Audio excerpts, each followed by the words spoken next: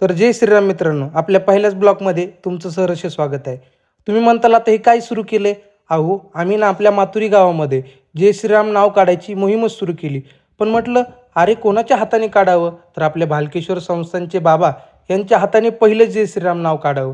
तुम्ही म्हणताल, पण तुम्ही हे का सुरू केलं?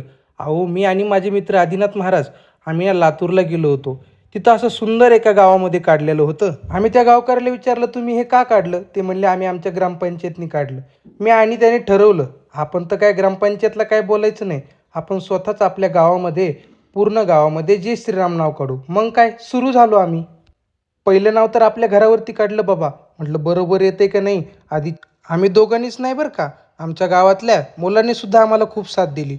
म्हणूनच तर हे पूर्ण झालं. पण आम्ही सुरू झालो. अरे सगळेच लोक नुसते बघायचे की हे छापा काय काढतायत.